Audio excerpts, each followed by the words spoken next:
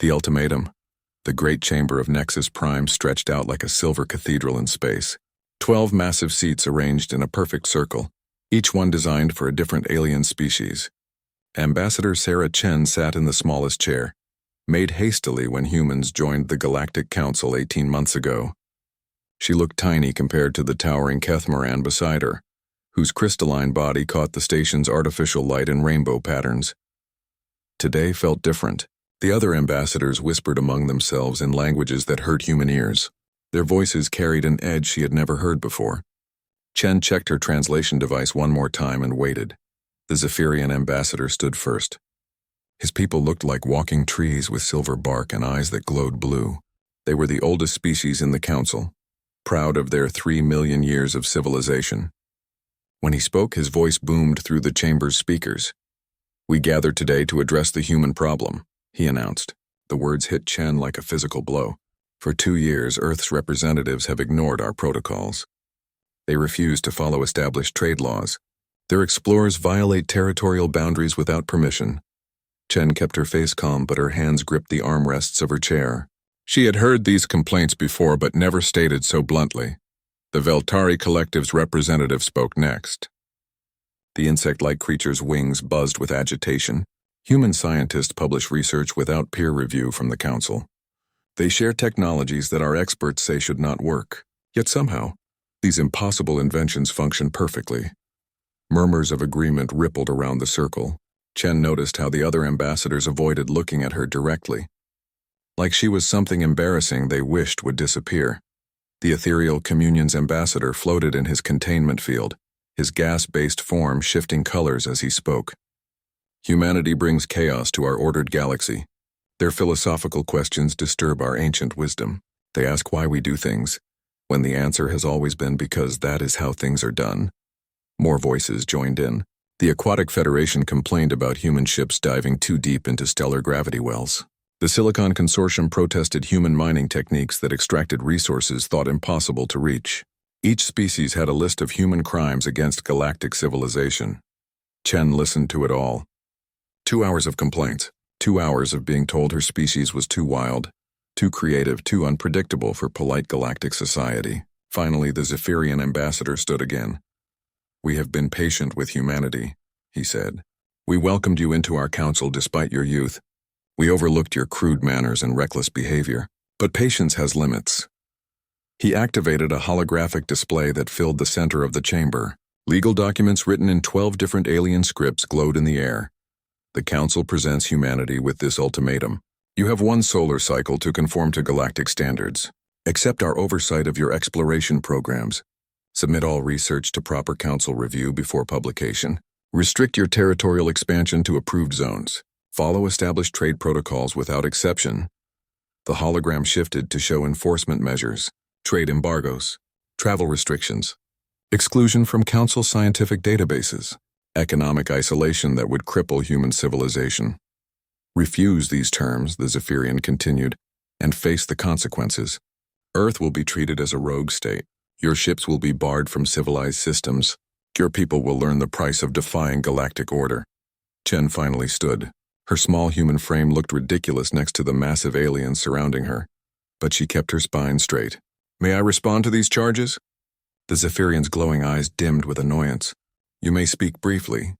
You say we violate your protocols," Chen began. "But your protocols assume all species think alike. You say our technology is impossible, but it works. You complain that we ask too many questions, but questions lead to answers you never found in 3 million years of doing things the same way." Her voice grew stronger as she continued. "You invited humanity to join this council, but you never wanted partners.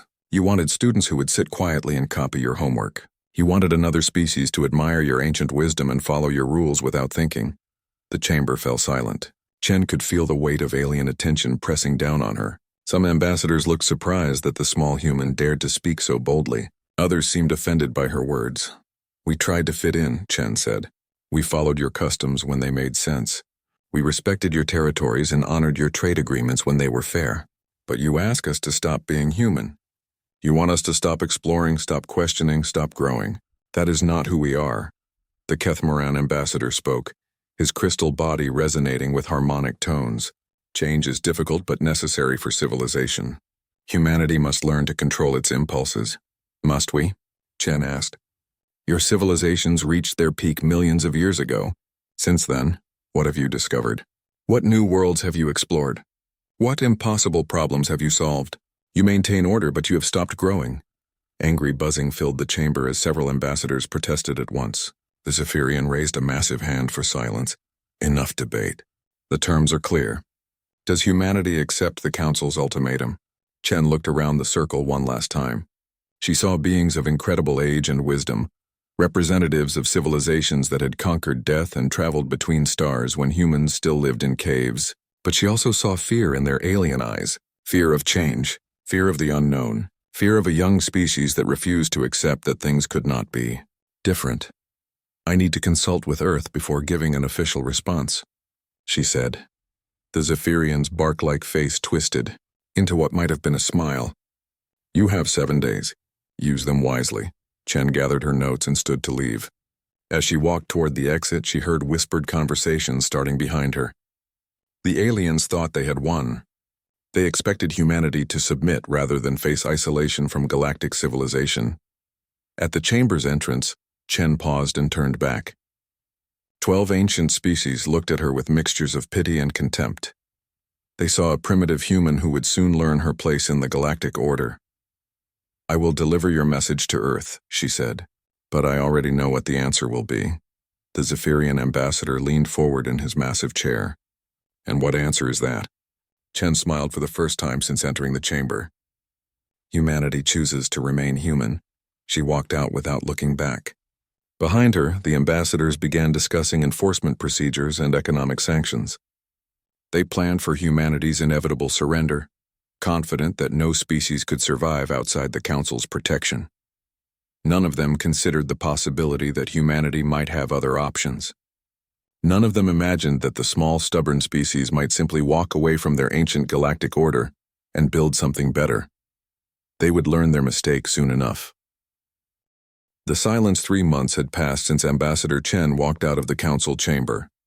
The Zephyrian ambassador sat in his private office aboard Nexus Prime, reviewing daily reports from across the galaxy.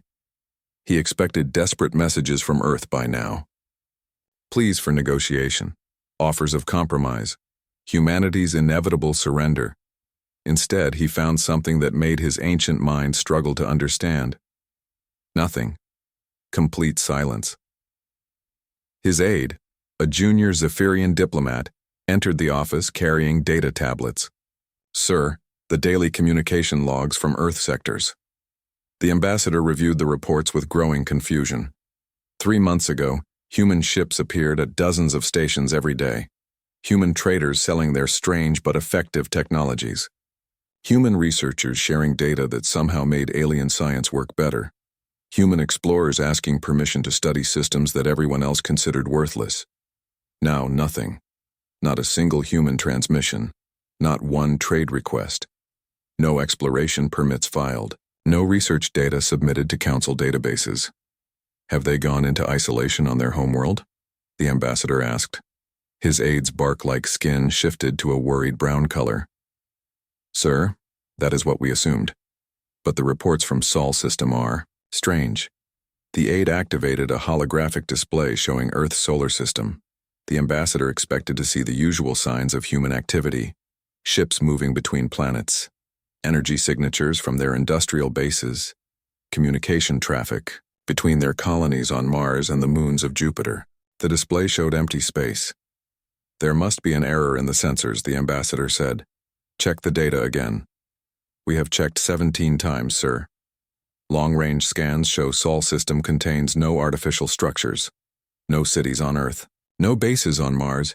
No mining operations in the asteroid belt. It appears completely uninhabited. The ambassador stared at the display for a long moment. That is impossible. Humanity has 12 billion people in Sol system alone. They cannot simply vanish.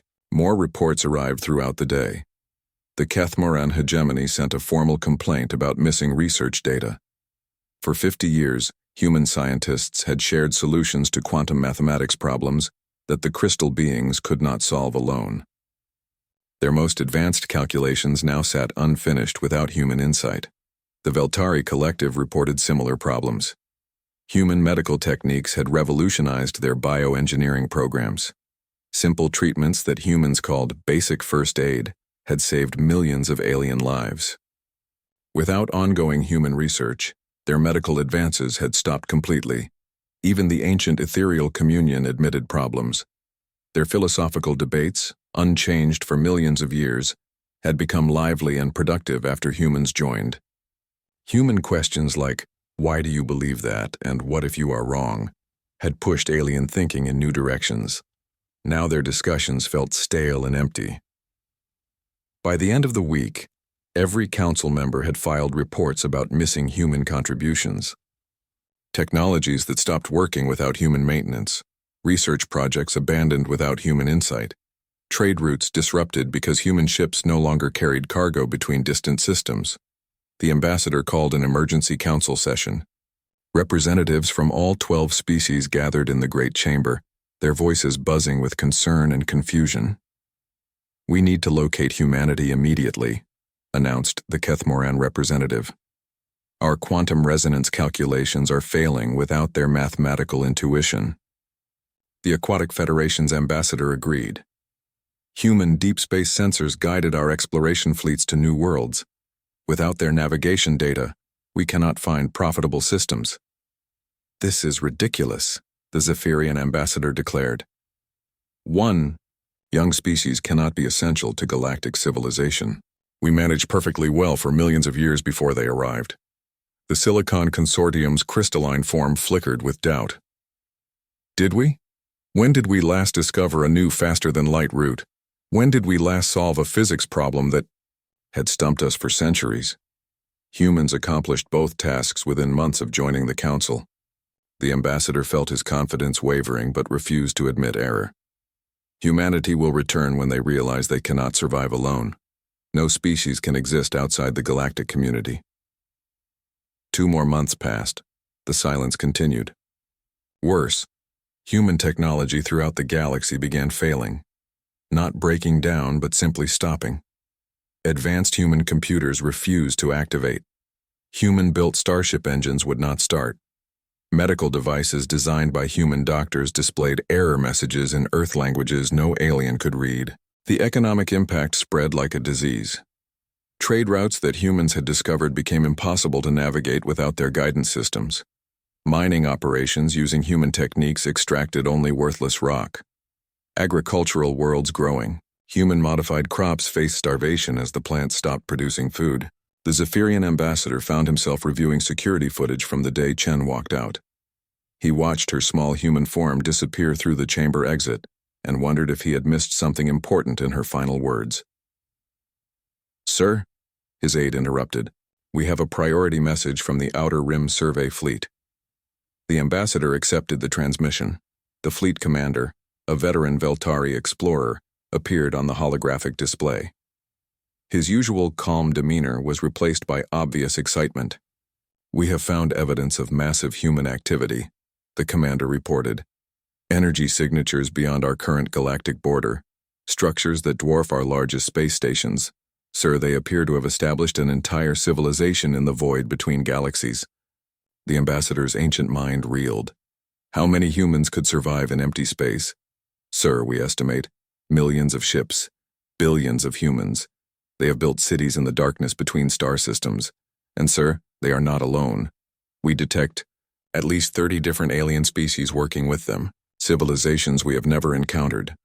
The transmission ended, leaving the ambassador staring at empty air.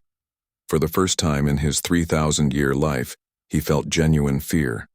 Not fear of death or destruction, but fear of being left behind.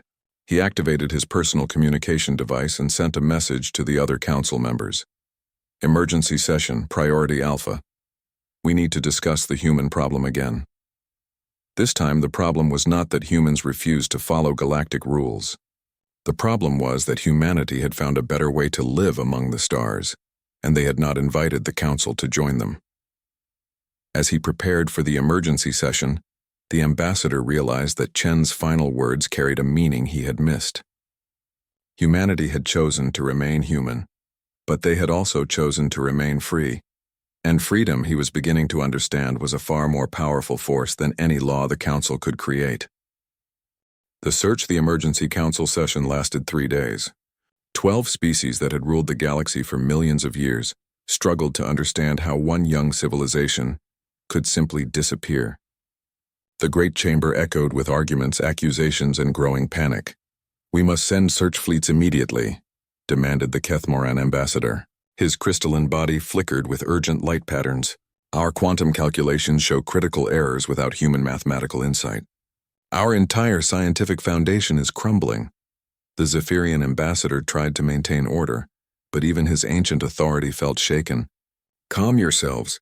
We are dealing with primitive humans, not cosmic gods. They cannot hide an entire civilization from our sensors." "Can they not?"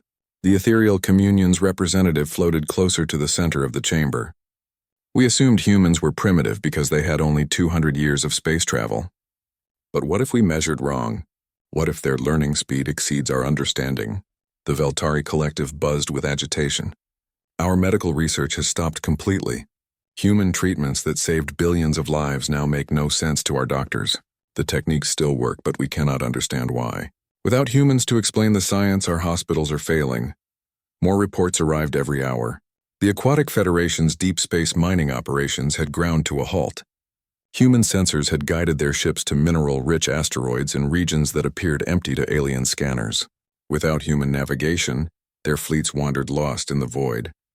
The Silicon Consortium reported even stranger problems. Human computers throughout their territory had stopped responding to alien operators. The machines remained functional, but would only accept commands spoken in human languages. Worse, the computers seemed to be communicating with each other across vast distances, sharing information in ways that violated known physics. They prepared for this, the consortium's ambassador realized aloud. Humans spent months installing backup systems and hidden protocols. They knew they would leave, and they made sure we could not use their technology without them. The Zephyrian ambassador felt control slipping away. For 3 million years, his people had guided galactic civilization. They had seen young species rise and fall, always maintaining order through superior wisdom and ancient authority.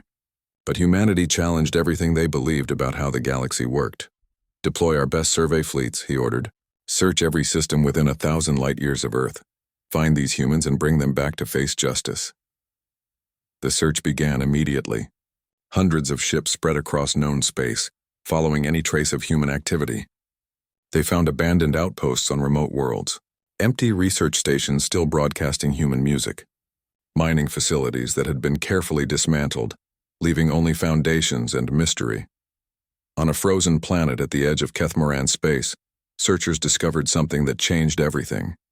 A massive installation built into the planet's northern ice cap.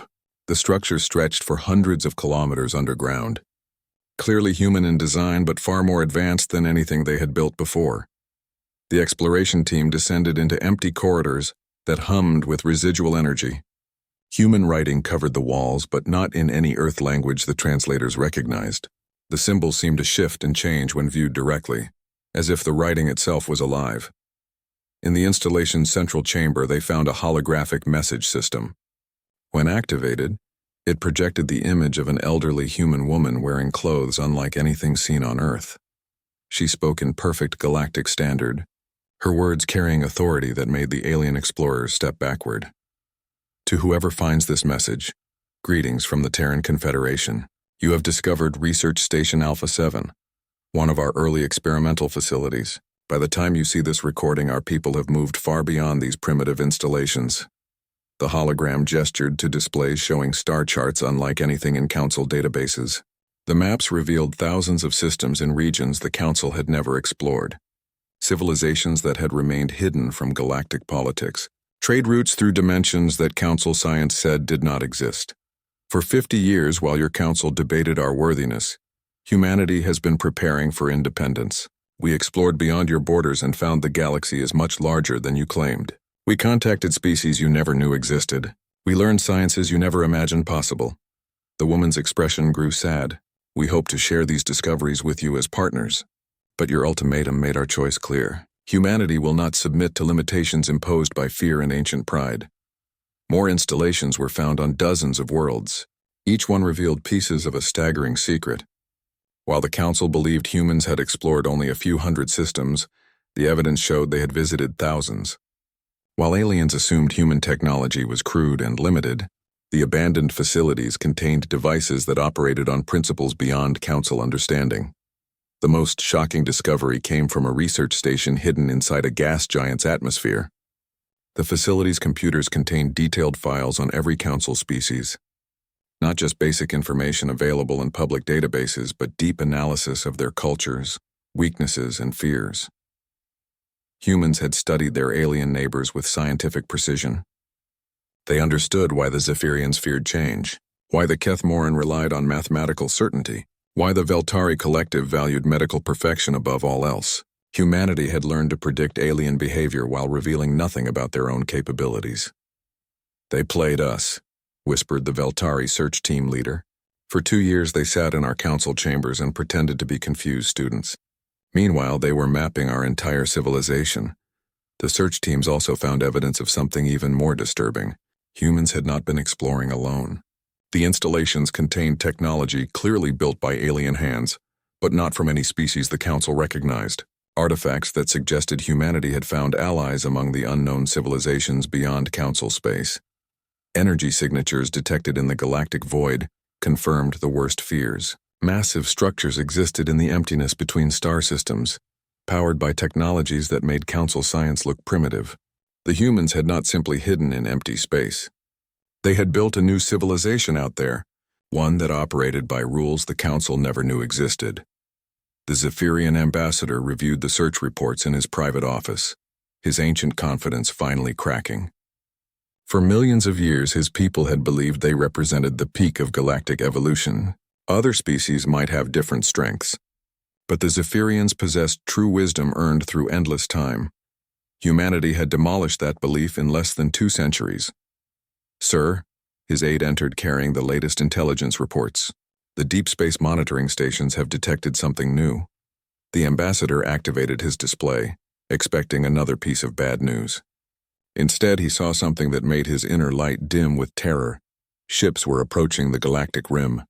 Massive vessels unlike anything in Council databases, their energy signatures dwarfing the most powerful alien warships. The fleet moved with purpose and coordination that spoke of advanced planning and superior technology. "How many ships?" the ambassador asked. "Initial estimates suggest thousands, sir. And sir, we are detecting human communication frequencies among them." The ambassador stared at the approaching fleet and realized the truth. Humanity had not fled in defeat. They had departed to gather strength.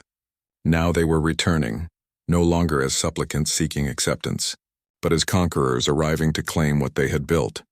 The galaxy was about to learn what happened when a species chose freedom over submission. The reckoning. The approaching fleet stopped at the galaxy's edge and waited. For weeks, thousands of massive ships hung in the void like silent judges, their presence detectable on every sensor in Council space. They made no demands, sent no messages, took no hostile action. They simply existed, a constant reminder that the balance of power had shifted forever. Inside the Council chambers, panic had replaced the ancient dignity of galactic leadership. Emergency sessions ran day and night as 12 species struggled to understand their new reality. The great chamber that once echoed with confident authority now buzzed with frightened whispers and desperate arguments. "We cannot negotiate from weakness," the Zephyrian ambassador insisted, though his voice lacked its usual commanding tone. "Council law gives us authority over all galactic civilization. Humanity must acknowledge our legitimate government." The Kethmoran representative's crystalline form flickered with unstable light patterns. "Authority means nothing without power to enforce it. Our fleets combined would barely match a fraction of what humanity has assembled at our borders." Meanwhile, the economic collapse accelerated. Systems throughout Council space reported failing infrastructure as human technology continued its coordinated shutdown. Starships found themselves stranded when human-built navigation systems refused to activate. Medical centers watched patients die as human-designed treatment devices displayed error messages in languages no alien could read. The Veltari collective faced the worst crisis. Their biomedical civilization depended heavily on human innovations that somehow made impossible treatments work. Without human guidance, their doctors could only watch, helplessly, as techniques that had saved millions of lives became incomprehensible puzzles. Our hospitals are reporting 30% mortality increases, the Veltari ambassador announced to the emergency session. Human medical technology appears to be actively rejecting alien operators. The machines detect non-human DNA and immediately lock down all functions. Similar reports came from every council member. Human computers that manage trade networks now denied access to alien users. Mining equipment designed by human engineers sat silent and useless. Even simple tools like atmospheric processors and water purification systems required human authorization codes that no alien possessed. They designed everything to fail without them, the Silicon Consortium's representative observed. Every piece of human technology in our space contains hidden protocols that ensure our dependence. This was planned decades in advance. The Zephyrian ambassador tried to maintain his species' traditional authority, but younger aliens questioned him openly. For the first time in millions of years, council decisions faced open rebellion from member species.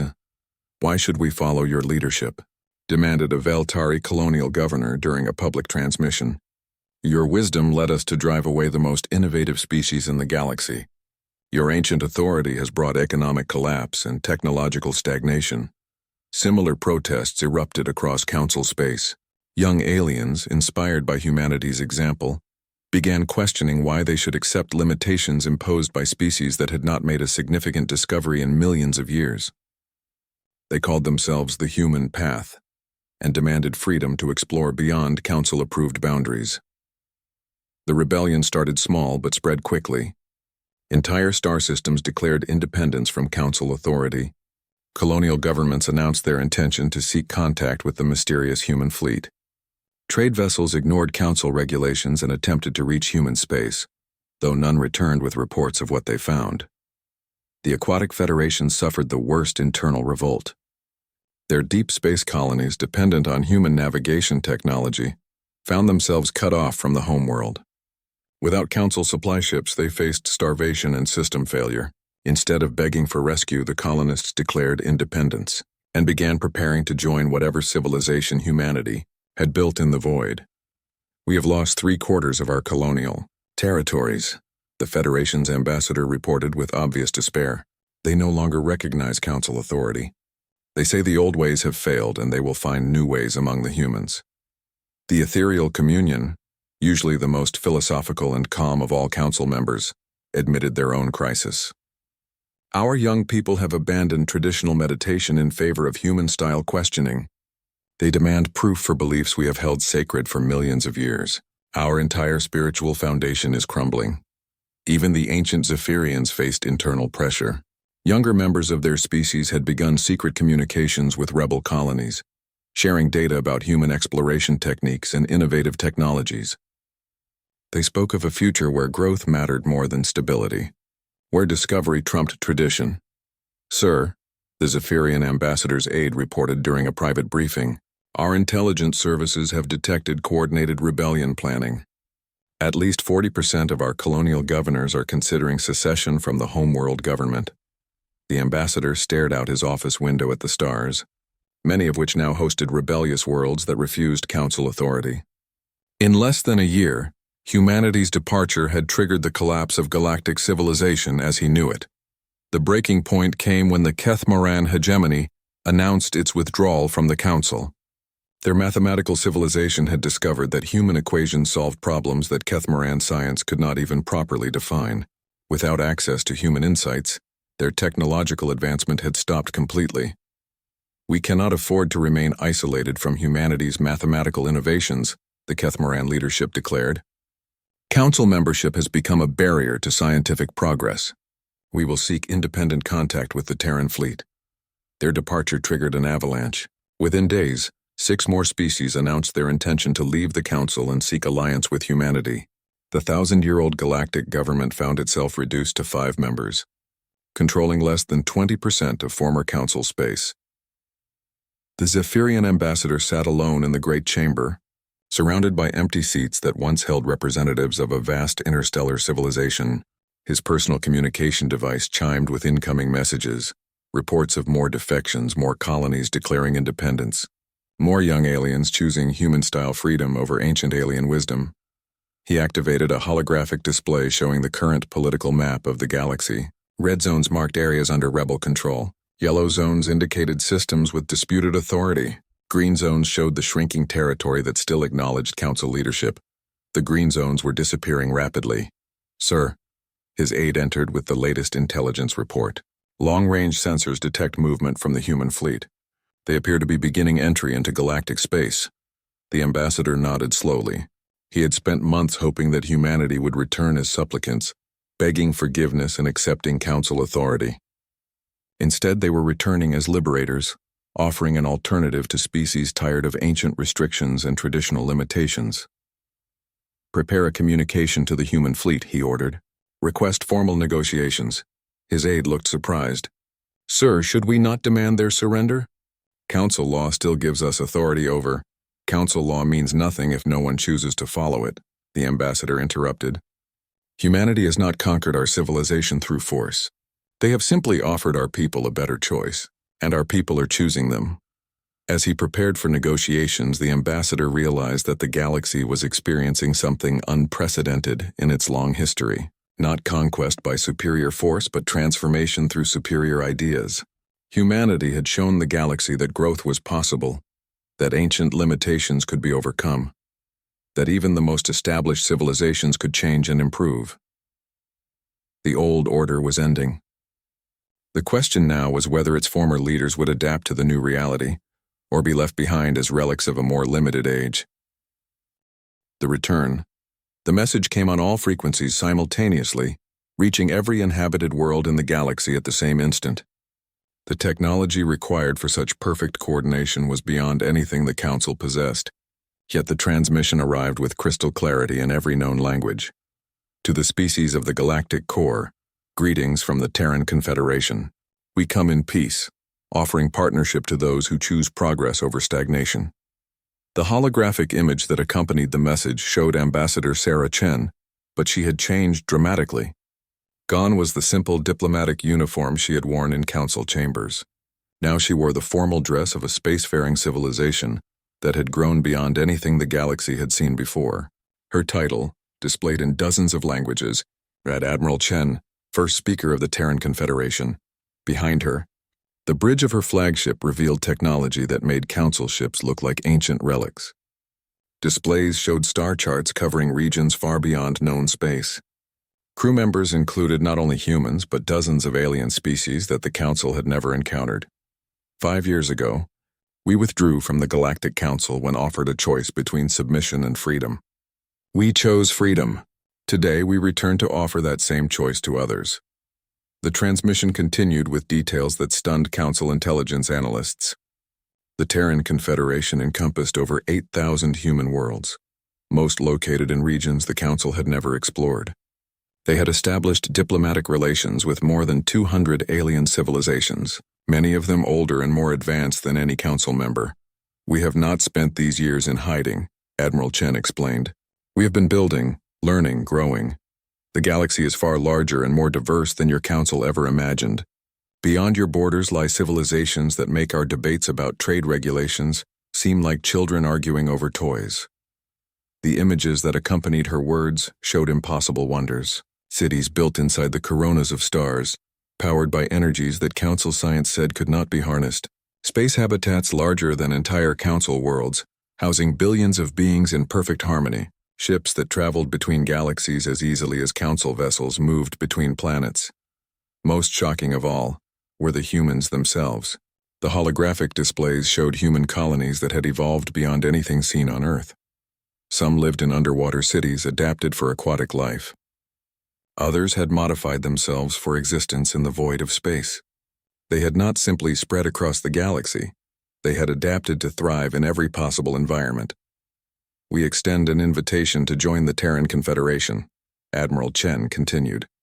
Not as subjects, but as equal partners in exploration and discovery. We offer no ultimatums, no demands for submission. We simply provide an alternative for those who wish to choose their own path among the stars. The Council's emergency session convened within hours, but the Great Chamber was nearly empty. Only 5 species remained loyal to the old government, and even they seemed uncertain about their future. The Zephyrian ambassador looked around at the empty seats that once held a galactic civilization. "We must respond with dignity," he announced, though his voice carried little of its former authority. "The Council has governed this galaxy for millions of years. We cannot simply surrender to upstart humans and their alien allies."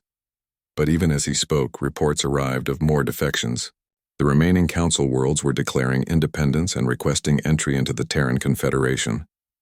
Colonial governors abandoned their posts to join human exploration fleets.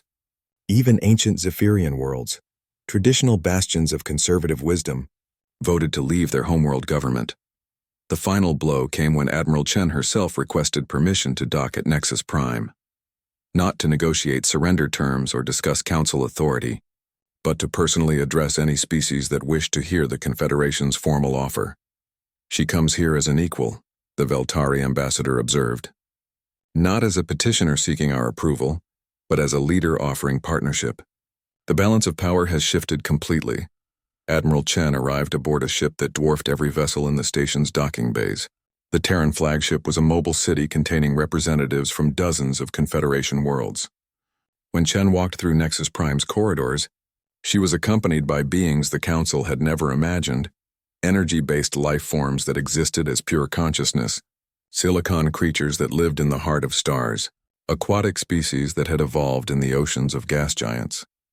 The formal presentation took place in the same great chamber where the Council had issued its ultimatum 5 years earlier. But now the roles had reversed completely. Admiral Chen stood in the center while the remaining Council members sat as observers, no longer the ultimate authority in galactic affairs. "The Terran Confederation offers full membership to any species that chooses to join us," she announced. "We share our knowledge freely, explore together as equals, and make decisions through democratic cooperation rather than ancient authority." She activated displays showing the true scope of Confederation territory. The maps revealed that human space now encompassed more than half the galaxy, with new worlds joining daily. Trade routes connected civilizations that had never known of each other's existence. Scientific research programs tackled problems that the Council had considered unsolvable. "We do not seek to conquer or control," Chen continued. "We seek to grow and discover. The galaxy is vast enough for countless civilizations to thrive, but only if we work together rather than maintaining artificial boundaries and restrictions." The presentation included testimonials from species that had joined the Confederation. Ancient civilizations praised humanity's willingness to learn from older wisdom, while sharing newer insights. Younger species spoke of opportunities for exploration and growth that the Council had never offered. Most powerful was the testimony of former Council colonies that had chosen independence. They described life under Confederation membership as liberation from limitations they had never realized existed. They spoke of scientific discoveries, cultural exchanges, and economic opportunities that surpassed anything possible under Council authority. "We made our choice 5 years ago," Admiral Chen concluded. "Today, every species in this galaxy faces the same choice: remain bound by ancient restrictions and traditional limitations, or join us in exploring the infinite possibilities that await among the stars." The question period that followed revealed the depth of the transformation. Council members asked technical questions about Confederation government, trying to understand how such a diverse alliance maintained stability. Chen's answers described democratic processes, scientific peer review, and cultural exchange programs that made Council authority seem primitive and outdated. "What about order?" the Zephyrian ambassador asked. "How do you maintain galactic stability with so many different species pursuing different goals?" "We do not maintain stability," Chen replied. "We encourage growth. Order that prevents change is not stability, it is stagnation. True stability comes from adapting to new circumstances, not from resisting them." The session ended with formal votes from the remaining Council species. One by one, they chose to dissolve their membership in the ancient government and apply for entry into the Terran Confederation. Even the proud Zephyrians, after 3 million years of galactic leadership, voted to abandon their traditional authority in favor of human-style democracy. The Zephyrian ambassador cast the final vote, his ancient voice heavy with the weight of history. The Galactic Council formally dissolves itself and requests membership in the Terran Confederation. May we prove worthy of the freedom humanity has offered us. Admiral Chen smiled, and for a moment she looked like the young diplomat who had walked out of this same chamber 5 years earlier. Freedom is not something you earn through worthiness. Freedom is something you choose through courage. Welcome to the Confederation. As the ceremony concluded, the Great Chamber began its transformation from a seat of ancient authority to a meeting place for democratic equals. The old order had ended not through conquest or collapse, but through the simple recognition that growth was better than stagnation, exploration better than isolation, and freedom better than control. Humanity had walked out when offered a choice between submission and independence. Now they had returned to offer that same choice to the galaxy, and the galaxy, after millions of years of following ancient limitations, had chosen to follow humanity into an unlimited future among the stars.